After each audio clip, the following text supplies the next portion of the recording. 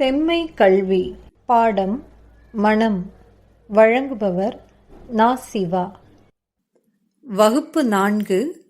அகந்தை, பொறாமை. அனைவருக்கும் வணக்கம். மனம் பற்றிய இந்த பாடத்தொகுப்பில் நாம் இப்பொழுது பார்க்கும் கருத்துகள் எல்லாம் பெருவாரியாக புறத்தில் நிகழ்பவையே பற்றித்தான். மனம் என்பது அகத்தேயும் புறத்தேயும் இருப்பது. அகம் புறம் ஆகியன உள்ளே வெளியே என்பதை குறிக்கும் சொல். ஒரு மனிதர் என்று எடுத்துக்கொண்டால் அவர் உள்ளும் மனம் இருக்கிறது, வெளியேயும் மனம் இருக்கிறது.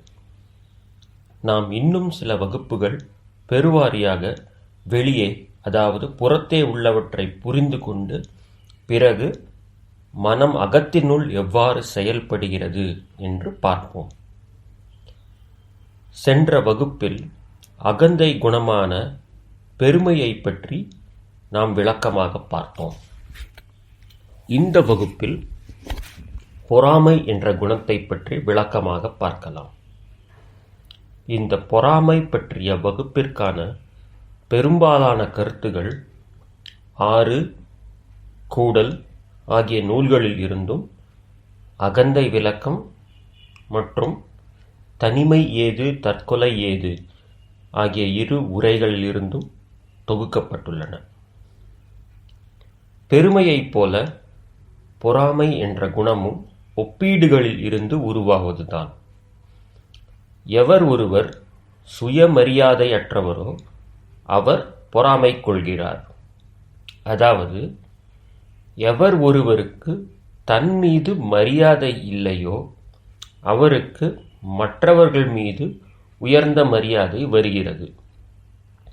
என்னை விட மற்றவர்கள் உயர்வானவர்கள் என்று கருதும் பொழுது பொறாமை உருவாகிறது.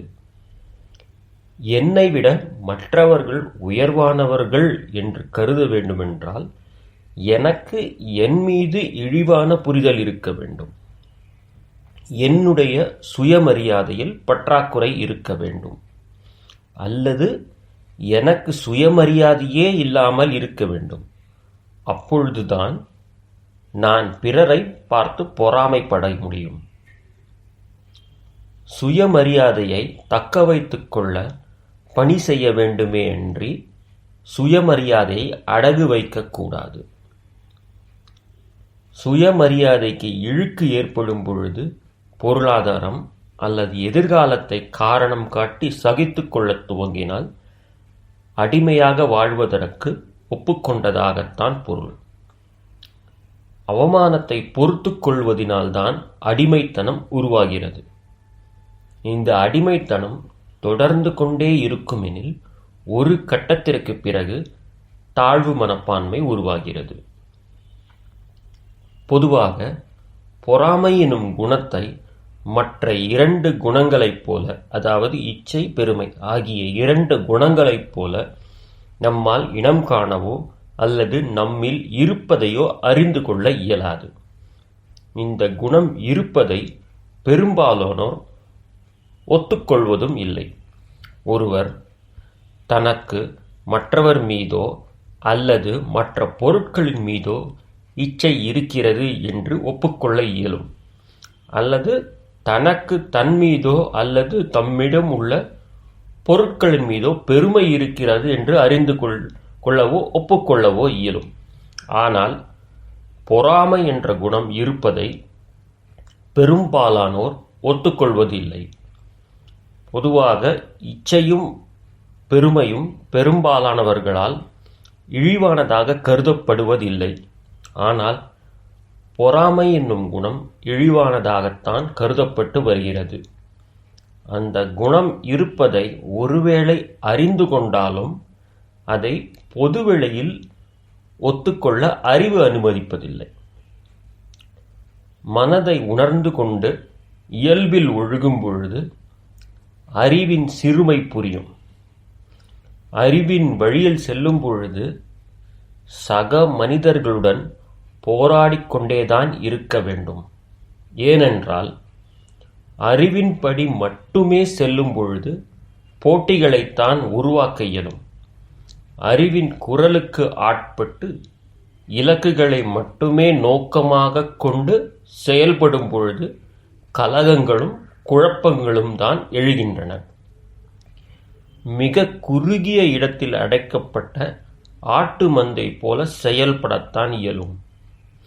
மனம் ஒரு பரந்து விரிந்த தளம். மனதின்படி இயங்குவோருக்குத்தான் இந்த புரிதல் வரும். படைப்பில் ஒவ்வொருவருக்கும் தனித்த இயல்புகள் வழங்கப்பட்டுள்ளன. இது ஒவ்வொருவருக்கும் தனித்தனியாக அமைக்கப்பட்ட பாதைகள் போன்றது. இந்த தனித்த பாதைகளில் தனித்தன்மைகளின்படி ஒழுகும் பொழுது அங்கு போட்டியோ பொறாமையோ இருக்க வாய்ப்பில்லை.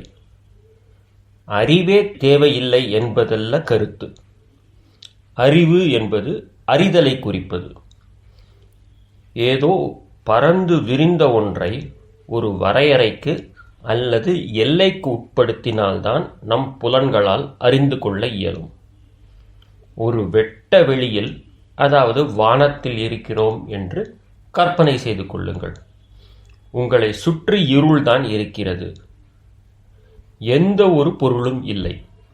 அந்த நிலையில் உங்களால் எதையும் அறிந்து கொள்ள இயலாது. புலனறிவு என்பதே ஒரு தொகுக்கப்பட்ட அறிவு என்றுதான் பொருள். புலன் அறிவு என்பது புலம் கூட்டல் அறிவு என்பதாகும். புலம் என்பதன் பொருள் தொகுப்பு ஆகும்.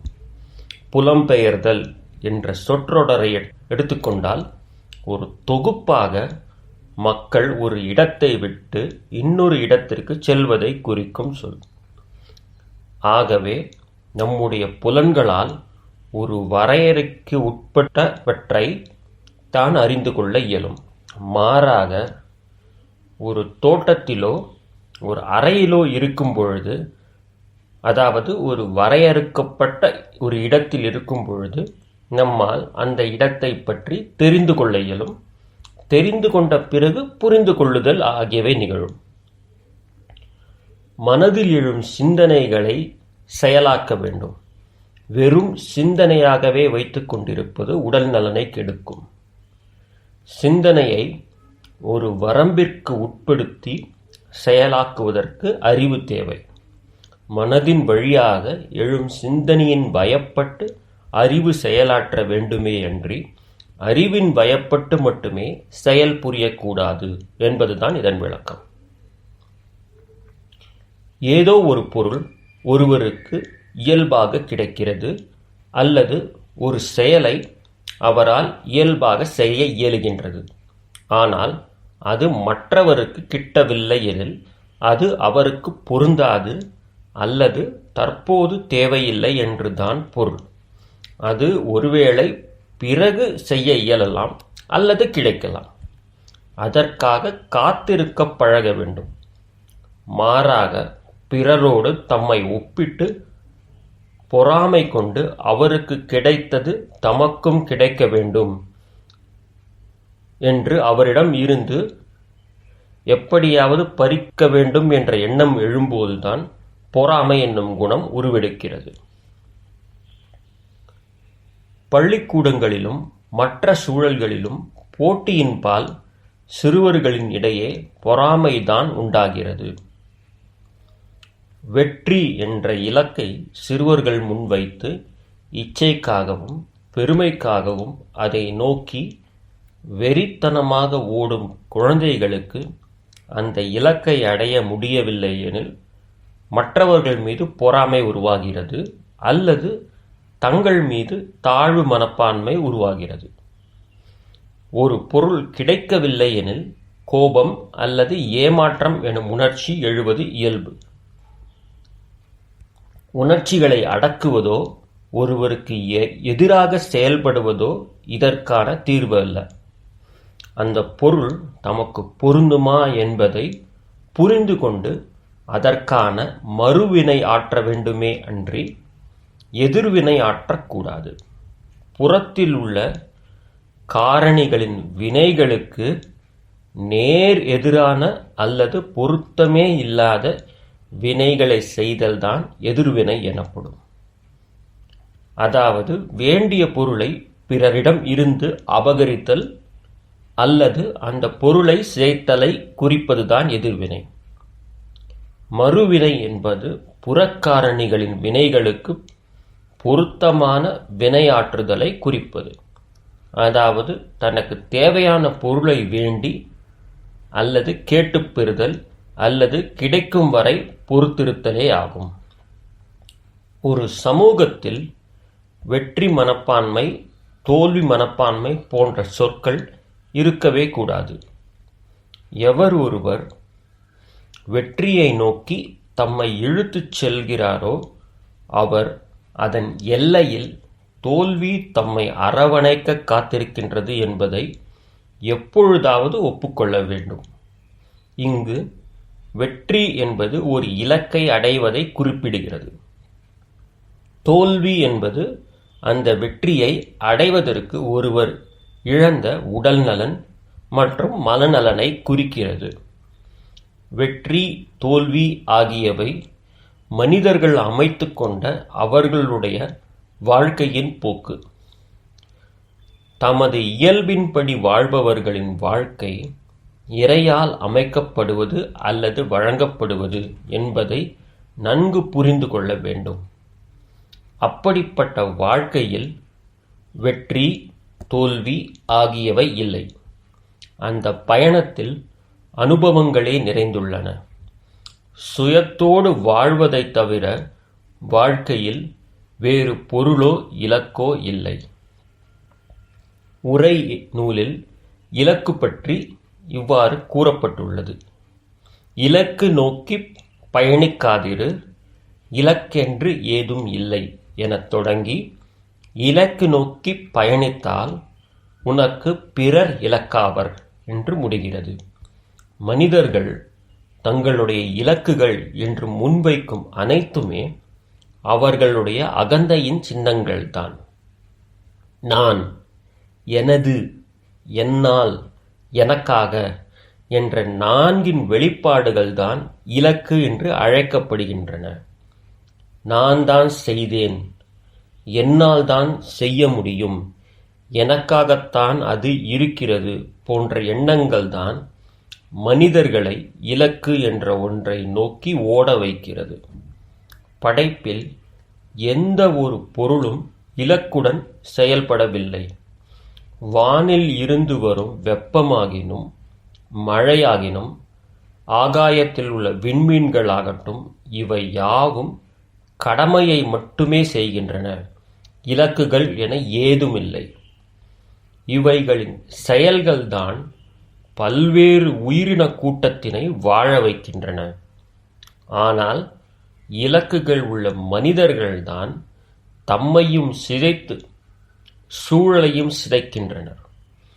வாழ்க்கையில் எவர் எல்லாம் இலக்குகளை எட்டிவிட்ட இருமாப்பில் இருக்கிறார்களோ அவர்கள் மற்றவர்களை விட அதிகமாக கவலையும் துயரமும் உள்ளவர்களாக இருக்கின்றனர். மனிதர்களைத் தவிர எந்த உயிரினத்திற்கும் வெற்றி, தோல்வி என்ற எண்ணமே இல்லை. உணவை தேடிச் செல்லும் கோழிக்கு அதிகமான ஒரு இடத்தில் கிடைத்துவிட்டால் அதை வெற்றி என கொண்டாடுவதில்லை. அதேவேளை எந்த உணவும் அந்த இடத்தில் கிடைக்காவிட்டால் அதனை தோல்வி என அது கருதுவதில்லை. வேறு இடத்திற்கு சென்று உணவு தேடத் துவங்குகிறது. அதேபோல மீன்கொத்தி பறவைக்கு அதிக மீன்கள் கிடைப்பது வெற்றியும் அல்ல, ஒரு மீன் கூட கிடைக்காத நிலையில் திரும்பிச் செல்வது தோல்வியும் அல்ல. ஒருவேளை மற்ற உயிரினங்கள் அதிக கொண்டாட்டத்திலோ மன உளைச்சலிலோ இருந்து கொண்டே இருந்தால் அவை வெடித்து சிதறிவிடும். அதிக உணவு இருக்கின்றது என்பதற்காக அடுத்த வேளை உணவிற்காக அவற்றை சேர்த்து வைப்பதும் இல்லை. மனித இனம் வெற்றி என்ற இலக்கை நோக்கி வெறியாட்டம் கொண்டு ஓடுகையில் ஒருவேளை அவர்கள் எதிர்பார்த்த நோக்கம் நிறைவேறவில்லை என்றால் அது ஏமாற்றத்தை தருகின்றது.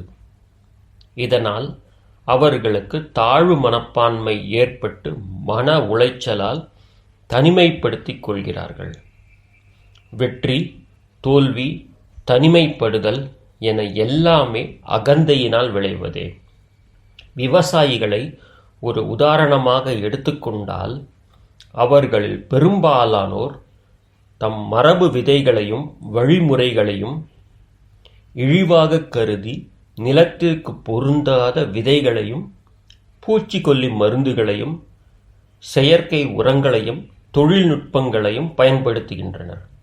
இதனை வாங்குவதற்கு கடன் வாங்கி அதை திருப்பிச் செலுத்த இயலாமல் விவசாயத்தை விட்டுச் செல்லும் நிலைக்கு வந்துவிடுகின்றனர். பொருளாதாரத்தின் மீது இச்சை கொண்டு மரபு முறைகளை இழிவாக கருதியதால் வந்த விளைவுதான் இது. பொருளாதாரம் என்ற ஒரு குறுகிய வட்டத்திற்காக மட்டும் செயல்பட்டதால்தான் இந்த நிலை. இங்கு பொருளாதாரம் தேவையில்லை என்பதல்ல கருத்து. இதே விவசாயிகள் தங்கள் குடும்பத்திற்கு மட்டும் பூச்சிக்கொல்லி மருந்துகள் இல்லாத உணவுப் பொருட்களை தான் விவசாயம் செய்கின்றனர். இது எந்த விதத்தில் அறச்செயலாகும்? விவசாயம் என்பது ஒரு வாழ்க்கை முறையே அன்றி வியாபாரம் அல்ல என்பதை மக்கள் உணரும் வரை இந்த நிலை தொடர்ந்து கொண்டுதான் இருக்கும். இறுதியாக, ஒவ்வொருவருக்கும் சுயமரியாதை அல்லது தன்மரியாதை இருக்க வேண்டும். அதே மரியாதையை மற்றவர் மீது செலுத்த வேண்டும். தம்மை எப்படி உணர்கிறோமோ அல்லது மதிக்கிறோமோ அப்படியே பிறரை உணரவோ மதிக்கவோ வேண்டும். இதில் ஏதேனும் ஏற்றமோ தாழ்வோ இருந்தால் அதுவே பெருமையாகவோ பொறாமையாகவோ வெளிப்படுகிறது. தன்னை சுற்றியிருக்கும் உயிரினக் கூட்டத்திற்கு எது தேவையோ அதை செய்வது மனிதர்களுடைய இயல்பு. அப்படி செய்வது சாதனை அல்ல. அப்படி செய்வதினால் பெருமையோ தாழ்வு மனப்பான்மையோ இருக்கக்கூடாது. எவர் ஒருவர் பெருமையோ பொறாமையோ படுகிறார் என்றால் அவருடைய சிந்தனை அல்லது மனநிலை பலவீனம் அடைந்திருக்கிறது என்றுதான் பொருள். இறுதியாக இந்த 3 குணங்களும், அதாவது இச்சை, பெருமை மற்றும் பொறாமை ஆகியவை ஒரு கூட்டாகத்தான் ஒரு மனிதருக்கு இருக்கும். ஒன்றே ஒன்று மட்டும் தனியாக எவருக்கும் இருக்காது. இந்த 3ம் ஒன்றோடு ஒன்று பின்னிப் பிணைந்து செயல்படுகையில்தான் அந்த மனிதரையும் அந்த மனிதர் இருக்கும் சூழலையும் சீரழிக்கும். இந்த வகுப்பு நிறைவடைந்தது. அடுத்த வகுப்பில் சந்திக்கலாம். நன்றி.